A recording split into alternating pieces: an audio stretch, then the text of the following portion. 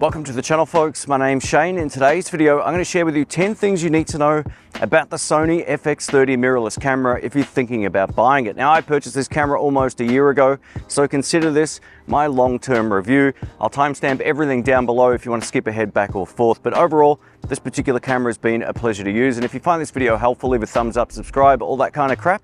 Let's get into it. Before we get into this list, I'm also going to talk about why I purchased this camera. So as a Sony FX3 owner, I was looking for all the same form factor and design, but in a cheaper body alternative. And that's where the Sony FX30 made sense. So I bought this as a B camera to the Sony FX3 so I can remember where all the buttons are. If I'm working in front of the camera like this, I can literally use both in exactly the same way. So for me, having the same form factor is really important. But I did want to go ahead and spend the huge bucks again on a Sony FX3 because no matter where you live in the world, whether you're buying them new or used, they're super expensive.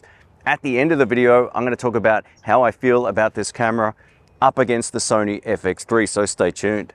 One of the things I love about the Sony FX30 is its image quality, and this comes down to the fact you're getting a very similar color science to the Sony FX3. Now, a lot of people give Sony a hard time when it comes to skin tones and color science.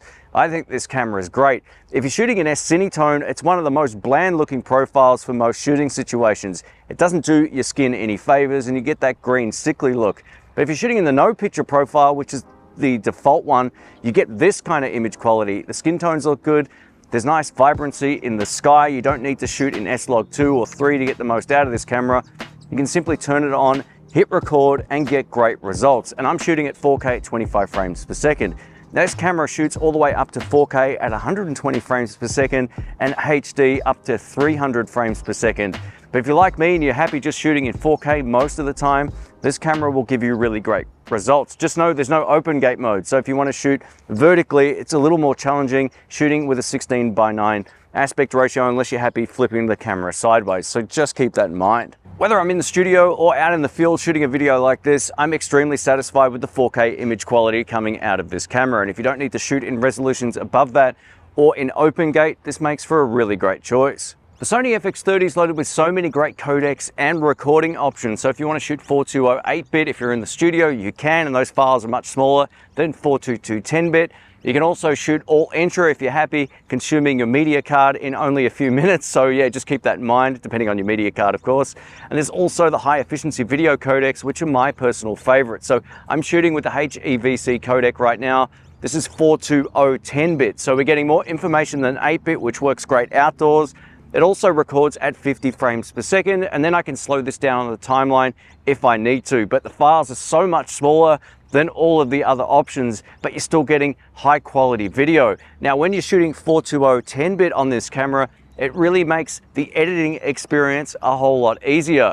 If you're shooting 422 10-bit in these high efficiency video codecs, older computers can struggle. But I love this feature in this camera. There's a codec that will suit everybody, so it's jam-packed full of the right options. Now, if you can't tell, I live somewhere where it can get extremely hot. I might be sweating big time right now, but it can get over 40 degrees Celsius where I live. And I also travel to a lot of hot and humid temperature environments overseas as well. So I wanted a camera that never overheated. And the Sony FX30, much like the Sony FX3, has that great active cooling system that keeps the camera cool and operational. You know, one of the biggest problems I have with YouTubers who are in that Sony fanboy echo chamber is they justify cameras that overheat in a matter of moments outside on an average day. So for where I live, having a camera that overheats on a 20 degrees Celsius day isn't going to do me any favors, even on a day like today where it's going to get up to 31 degrees Celsius. So it's going to be really hot. It's almost at the peak temperature. I'm not going to have an issue with this camera. So if you're like me and you live or you travel somewhere where it's extremely hot, get a Sony FX30 or FX3. The active cooling fans really work well. One of the things that's made my life easier over the last couple of years is having great autofocus, especially for efficiency. It means I can plonk the camera down on a tripod, walk into the frame, walk out of the frame, whatever the case may be, and it's just going to work. And I have to worry far less about the Sony autofocus system than a lot of other cameras on the market. So this is great. It means I can just do this, talk to the camera and have it work. Another way in which the Sony autofocus also excels is the tap to focus, which means you can either track an object or pull focus between two separate points and set up the speed and sensitivity so you can get a nice smooth focus pull that suits your particular style of shooting. So it's very flexible in terms of its autofocus, but it's not perfect. There's times where the autofocus does take a little bit longer to either catch me in the frame, or it can lose me if I'm a little bit too far back.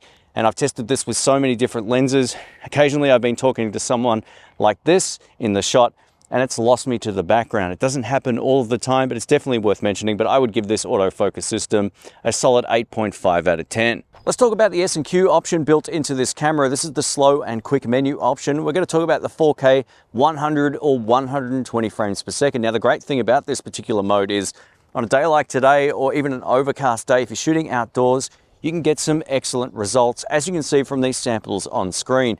The image quality looks fantastic, and none of this was shot in S-Log3. It's just a no picture profile, and if you pair it with a fast lens, you're going to get excellent results. Now, if you shoot at 24 frames per second, I would just recommend shooting at 60 frames per second in S&Q. You can slow that down about 40% and get some really great results. But if you do need to use that super slow 4K 120 frames per second, then I would recommend just using it either in a really well-lit room. You sort of have to ramp your lights up a little bit, or outside on a day like today. And the results look great, and I don't think anyone will complain with the end result. But it can look a little bit noisy, and the reason why is not only when you're shooting at 4K 120 frames per second, we get that massive crop, but it also ramps up your shutter speed, which in turn ramps up your ISO, and the low light performance on this camera isn't great. So you notice that in particular when you're shooting at 4K 120 frames per second indoors. But outdoors like this, I could shoot with it all day and it's going to look great. If you're wondering how big the crop is, this is how it looks normally. And this is the crop shooting at 4K at 100 or 120 frames per second. As you can see, it's punched in quite a lot. All right, I've just changed lenses. We're now over to the 55mm f1.8 Sony Zeiss full frame lens. This particular lens, the 55mm Zeiss, is my favorite full frame pairing for the Sony FX30 and A7S III, but it also works great on this Sony FX30. Again, though, you just have to do that 1.5 times crop. So if you're using a 35mm full frame lens on an APS-C body, it's just over a 50mm equivalent. And this 55, you've got to times that by 1.5, and that will give you the focal range that I'm in right now. So this is somewhere around, if I had to guess, it would be somewhere around 80. I don't know exactly, I've never really done the calculations, but it should be around that focal length. But the lens lineup for the Sony E-mount is fantastic, whether we're talking about full frame or APS-C. All right, up next I want to talk about the difference between the Sony FX3 and FX30 when it comes to getting the background blur and subject separation look that a lot of folks are after. So if you want the best in background blur and subject separation, full frame is the way to go. It makes getting that a whole lot easier, even at a distance. What I found with the Sony FX30 is I have to be a bit closer to the camera and lens to get the same or similar depth of field look. Now, this is the Sony Zeiss 55mm f1.8 prime, so this is giving me a much tighter focal length than it would on full frame, but I can achieve a really shallow depth of field depending on where I stand. If I get in nice and close like this, you can see just how much background blur I'm getting, but it's definitely not as easy to achieve because I need to be further back from the camera and all those kind of factors. So just keep that in mind. And again, if you're comparing apples to apples, the full frame look will still give you more shallow depth of field. But all of that said, I think you can still achieve a really professional look out of this camera shooting with some of the full frame prime lenses. It looks great to my eye, and if you don't need to blur the background out to the nth degree all of the time, and this looks like enough to you, then you're going to be very happy with this camera. I would have no problems using this, and I've had no problems using this out in the field instead of shooting full frame, and no one has once complained. So again, you can get great results out of this. Just pair it with the fastest lens possible. Let's talk about the ergonomics on the FX30. Now, I'm holding the FX3 in my hand here with this little Viltrox lens, which is an absolute beauty. One of the first things that I love about this particular camera body is the grip. The grip is what sold me on the FX3, other than the image quality, of course. The grip is just great. If you've got larger hands like I do, I can palm a basketball. This particular camera feels awesome. I don't feel like my fingers are slipping off the grip or anything, so I'm a big fan. Secondly, the joystick is on the top. Now, this will take a little while to get used to. It's right here. Most cameras have it on the back. Now, if you're coming from an A7S III, for example, or any other mirrorless camera, then you'll be so used to using the joystick on the back. This will take you a little while to get used to, but it's not a deal breaker and you'll acclimatize to it. If you're someone who's just going to be plonking this on a tripod, no big deal, right? You'll get used to it that way. But yeah, it does take a little bit of getting used to. Now, third up, I love the fact we get a red record button on the front and on the top. So if you're in a shooting situation like this, I can hit the record button on the front of the camera without having to reach onto the top. This is just a really handy tool. It's something that I can appreciate. The thing that I miss the most on this camera after shooting with the Panasonic S5 Mark II and X all week is an EVF. It was so bright earlier. I found myself bringing it up to my eye to shoot, or to look at, I should say, with an EVF that is non-existent. So there's no electronic viewfinder anywhere on this camera. Again, not a deal breaker, and when I'm in the studio, I don't even miss the EVF. But when I'm out in the field and it's bright and I want to double check my settings or review some footage, an EVF is really important. That all said though, the flippy screen on the Sony FX30 is slightly brighter, at least to my eye, than the FX3. So it looks great. I don't think there's too many compromises when it comes to ergonomics. All right, let's talk about some of the things I don't love about the Sony FX30. And much like the FX3, the IBIS system leaves a lot to be desired. Anytime I'm doing handheld work and I don't want to run all of my footage through Sony Catalyst Browse, which downsamples your 10-bit files to 8-bit, I'm taking my Panasonic S5 Mark II, my GH5 Mark II, or any Micro Four Thirds camera for that matter, will give me way better stabilization than the Sony FX30 or FX3 for that matter. They're both on par with each other. Now that said, if you're doing static shots where you're just basically holding the camera like this, the active mode is pretty good, but the IBIS system in Sony cameras is nowhere near as good as other solutions from Olympus, Canon, Panasonic, whoever, right? So don't buy this camera for its stabilization, but I think all of the positives far outweigh the negatives. But I just wanted to put this in because if you're buying this for vlogging, I would much rather buy a Panasonic G9 Mark II. The IBIS in that camera is insane. It's almost approaching GoPro levels, whereas the IBIS in this camera, she ain't great. Secondly, if you plan on shooting a lot in low light, then I would highly recommend going for the Sony FX3. I showcased this on my comparison video between the FX3 and FX30, and the FX3 does perform way better. It's not surprising given the dual native ISO of the FX3 is much higher on the high end than it is on the Sony FX30. But that said, if you pair this with a fast lens, in most shooting scenarios, you might not need to ramp the ISO up past about 3200.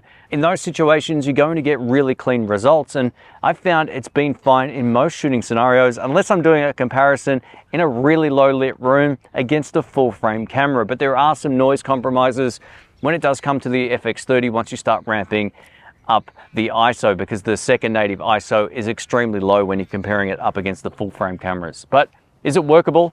Absolutely. Or of course you can just turn on a light. All right, let's talk a little bit more about the color profiles built into the Sony FX30. Now we get all the log shooting options, of course, as we mentioned earlier.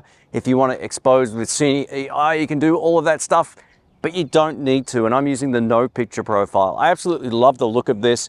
In combination with the auto white balancing of this camera, you get really natural results. I would put this right in line with the Panasonic S5 Mark II or X and the natural picture profile, which is my favorite on that camera system. So this is right up there.